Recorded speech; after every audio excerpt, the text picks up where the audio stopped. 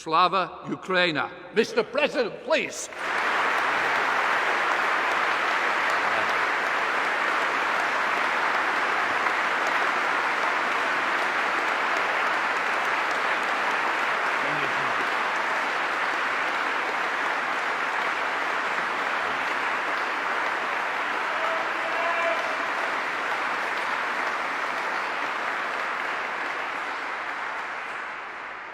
Thank you so much. Thank you.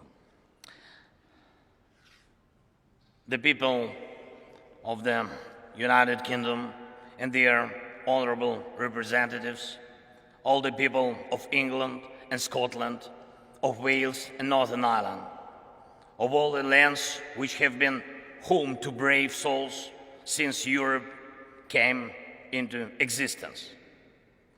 I have come here and stand before you on behalf of the brave, on behalf of our warriors who are now in the trenches under enemy artillery fire, on behalf of our air gunners and every defender of the sky who protects Ukraine against enemy aircrafts and missiles, on behalf of our tank men who fight to restore our Ukrainian borders, on behalf of our conscripts who are being trained now, including here in Britain. Thank you, Britain.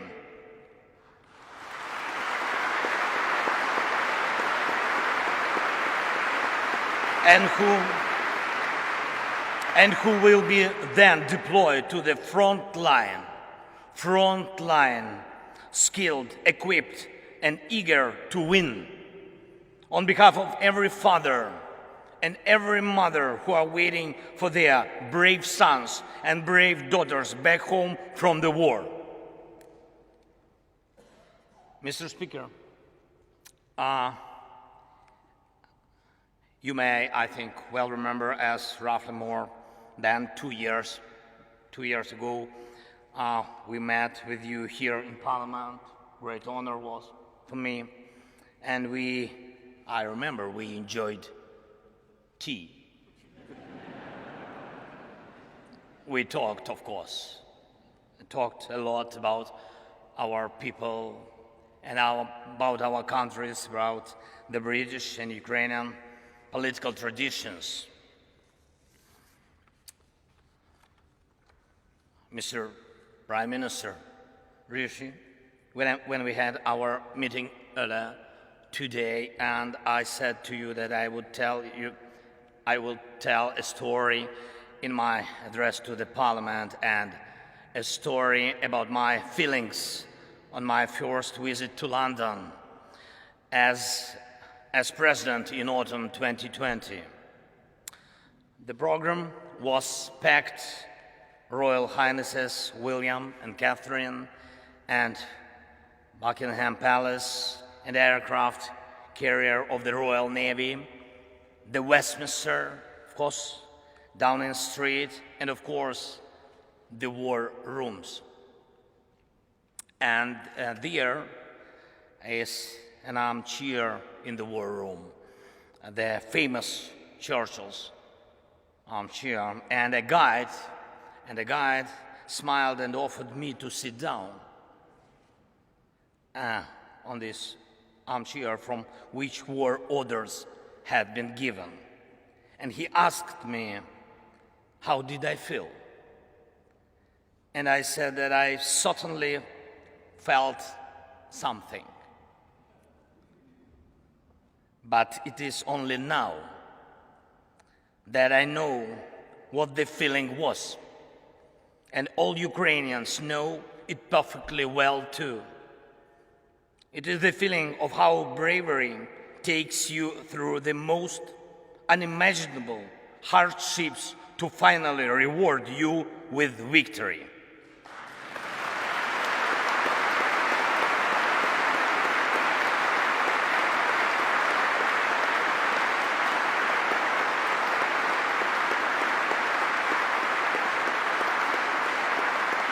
Ladies and gentlemen, I thank you for your bravery. Thank you very much from all of us. Yes, please. That is for you. All applause for you.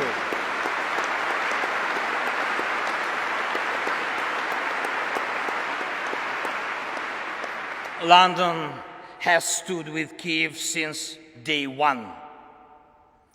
From the first seconds and minutes of the full-scale war, Great Britain, you extended your helping hand when the world had not yet come to understand how to react. Boris, you got others united when it seemed absolutely impossible. Thank you.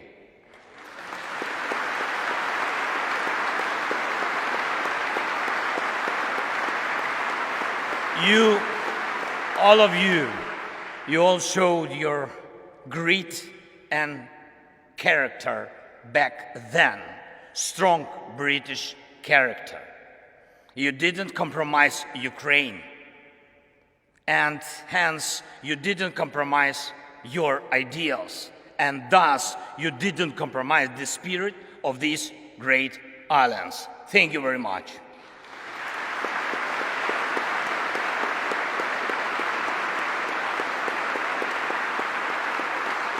And of course, everybody understands that our countries knew absolutely different times. Our nations defended freedom in the Second World War.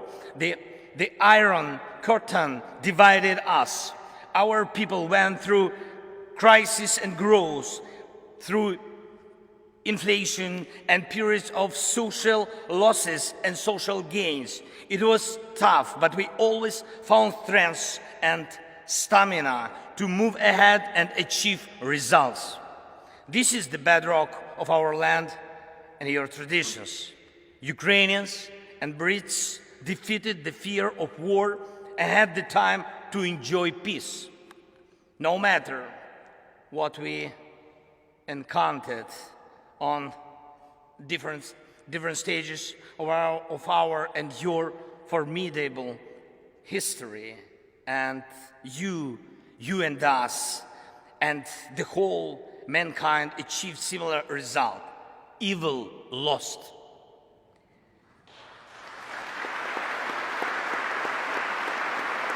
Evil lost. We will always come out on top of evil.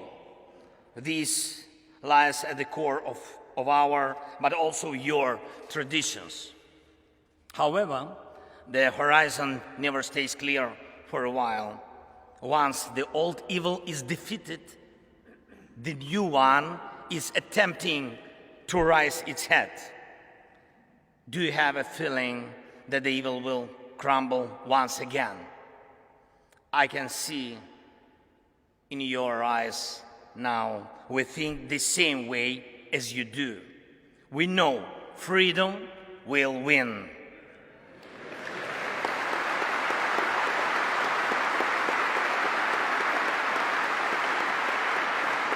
We know Russia will lose. And we really know the victory will change the world. And this will be a change that the world has long needed.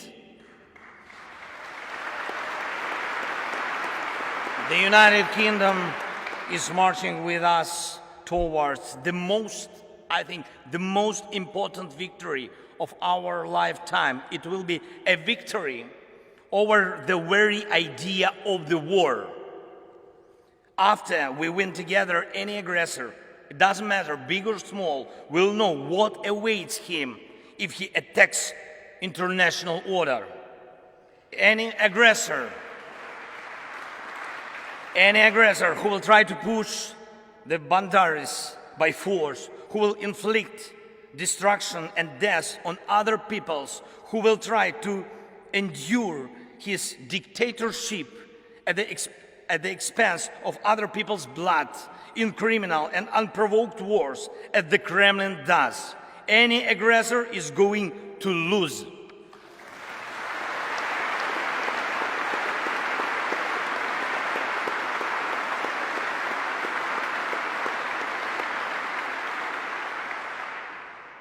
Ladies and gentlemen, we have already achieved remarkable results, and we must make every effort to turn our achievements into the foundations of the future global security architecture. The world needs your leadership, Britain, just as it needs Ukrainian bravery.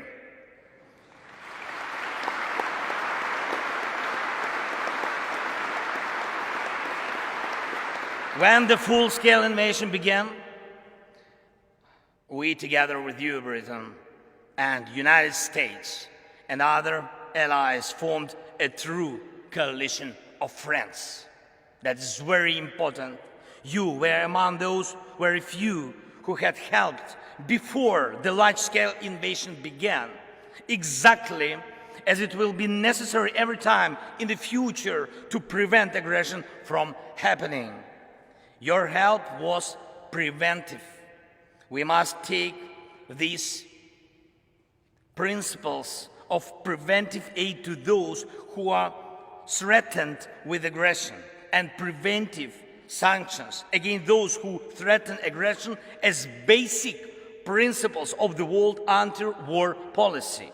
We created a coalition of NLAW. Thank you. Of NLAW and Javelin that stopped the advance of the Russian army from the first day of the invasion.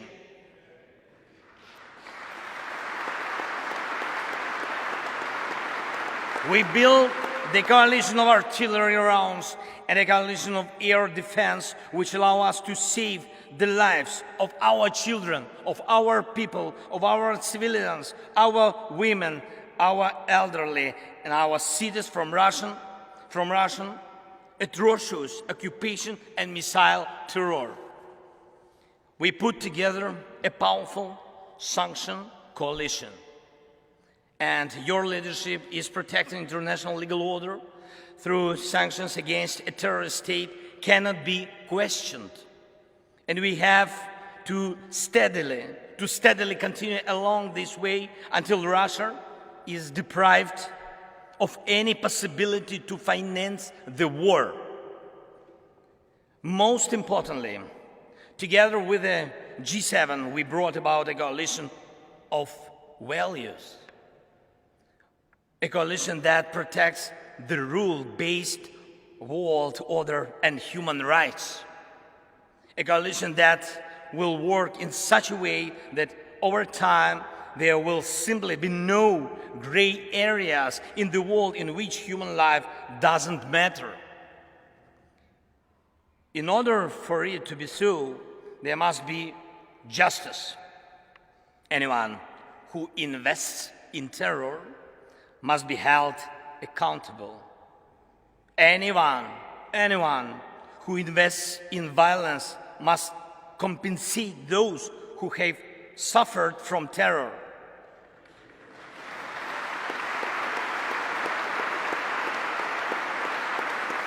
Terror, aggression, or other forms of state violence. Our proposals for the creation of a special tribunal for the crime of Russian aggression against Ukraine and special compensation mechanism which will compensate war losses at the expense of Russian assets are based on such principles. Justice is one of 10 elements of the peace formula proposed by Ukraine and supported by Britain. I thank you for your readiness to invoke the formula. Thank you, Prime Minister. Thank you very much.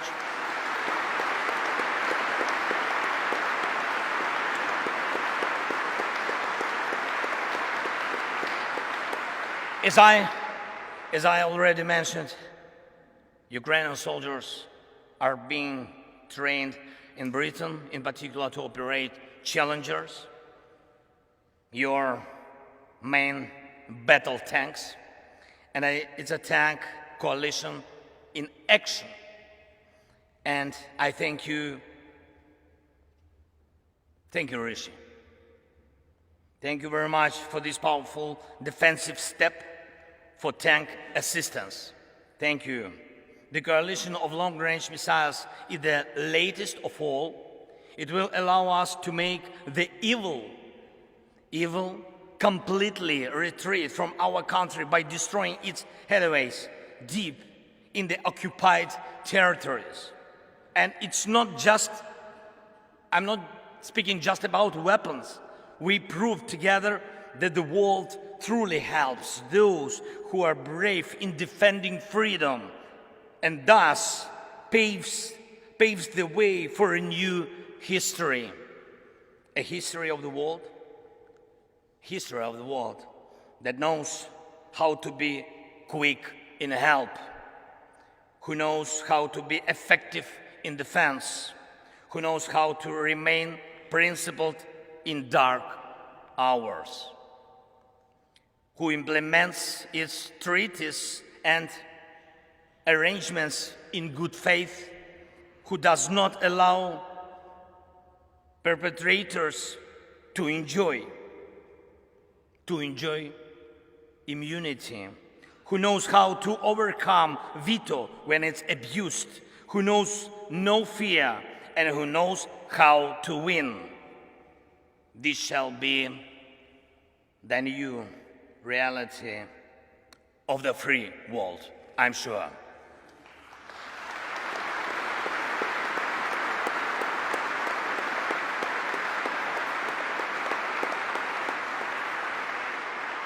However, evil is still around today, and the battle continues.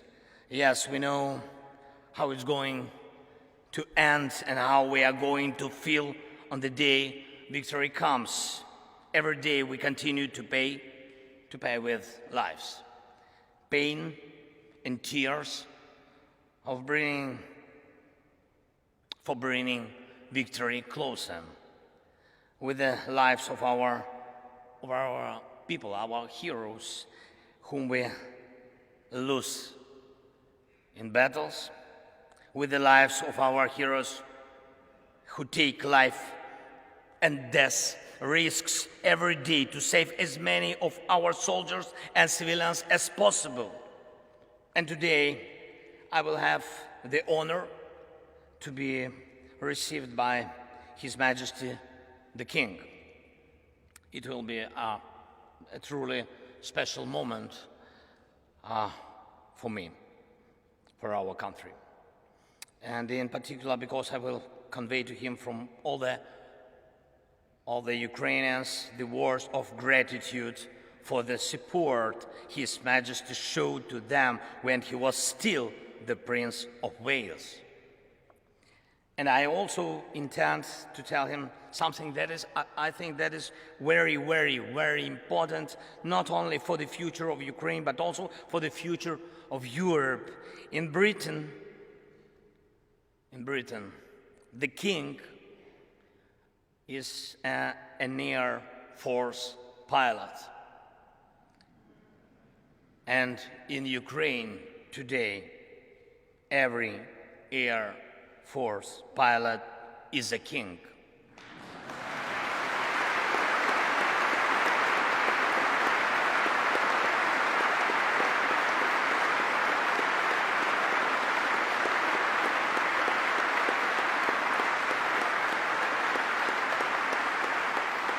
For us, just for us, for our families. Because they are so few, they are so precious that we, the servants of our kings, do everything possible and impossible to make the world provide us with modern planes to empower and protect pilots who will be protecting us. And I am proud of our Air Force. And I brought a present from them to you, Great Britain. Yes, please, open please. Yes. Yes. To the speaker. Give speaker.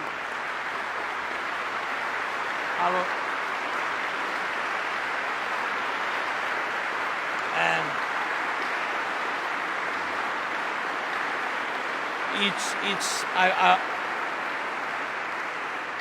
I will explain. It's the helmet of a real Ukrainian pilot. He is one of our most successful aces, and he's one of our kings. And the writing on the helmet reads, "We have freedom, give us wings to protect it."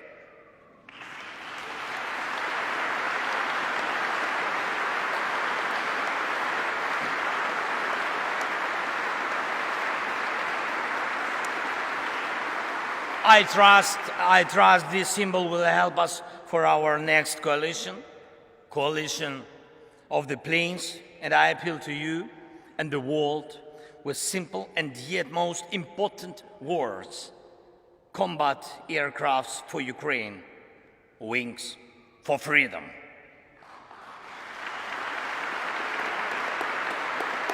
Great Britain, you and us both struggle for peace, but instead of we are forced to face the range that seeks to deprive us of peace and everything else that is valuable in life. Unfortunately, it is in human nature to allow evil mature. It then stands up against humanity. It then destroys and kills. It launches aggressions and breaks people's lives. You and us have already fought together against such evil. You and us already have the experience of defeating the evil that is generated by human nature. I'm not saying there will be no more wars after the war ends. No. It is impossible to completely erase evil from human nature. Yet it is in our power to guarantee with words and deeds that the light side of human nature will prevail. The side you and us share, and this stands above anything else. Thank you for your attention. Thank you for your support. And leaving a British Parliament 2 years ago, I thanked you for delicious English tea. And I will be leaving the Parliament today, thanking all of you in advance for powerful English planes.